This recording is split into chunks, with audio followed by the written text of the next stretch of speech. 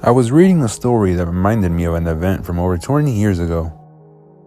In the second half of 1998, I had taken a job as a security guard at a plant that made locks. Being a kid, I usually worked one of three shifts: 4 p.m. to 4 a.m., 4 p.m. to 12 a.m., 3:30 p.m. to 3:30 a.m., or 12 a.m. to 8 a.m. The 7:30 to 3:30 shift was for extra coverage, so there were always two of us there from 7:30 to midnight. It was a routine, boring job for the most part. We did our rounds, logged anything out of the ordinary, and watched a tiny monitor displaying the CCTV feed.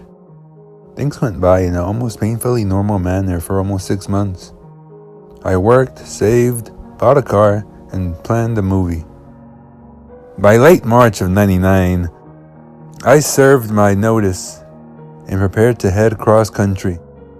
A new hire was brought to fill in my spot, a soft-spoken man named Calvin. As part of his training, Calvin spent time working at all hours. At night, he was a shadow, working with myself and the other night guard, getting a feel for the plant's nocturnal routines. Most nights, he worked with myself and Amara, a female guard who was around my age. I was 18 at the time. Calvin, who was about a decade older, was quiet and polite, though something seemed to be missing. There's a spark that genuinely nice people seem to have, and he didn't possess it.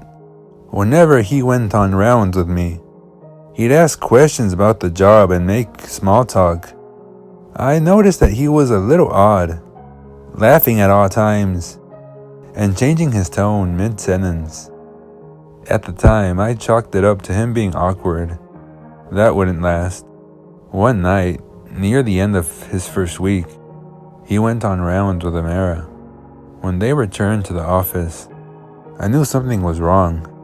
Normally talkative, she would barely say a word, not sure what had occurred. I waited till Calvin went to the restroom to ask. During their trip, everything had been normal until they breached the brass mill, a portion of the plant that shut down at 6 p.m. There were usually no employees there after that time, and no lights. They were making their way to a checkpoint, on a landing atop a flight of stairs, when the mood shifted. She told me that she turned around only to find that he was right on her. Startled, she backed against the grating at the end of the landing, and he leaned in towards her, his face nearly touching hers. He flirted in a low voice, and when she mentioned his wedding band, he said it would be over soon. From then on, I did the rounds, taking Calvin with me every time. The night ended without further incident, and I left a note for her supervisor detailing what had occurred. The next night came, and it went with no Calvin. I did the rounds while Amara stayed in the locked office. Same thing the night after. Then on my second to last shift, I come in to find her freaking out. She found out why Calvin hadn't been at work. He had been arrested for murdering his wife.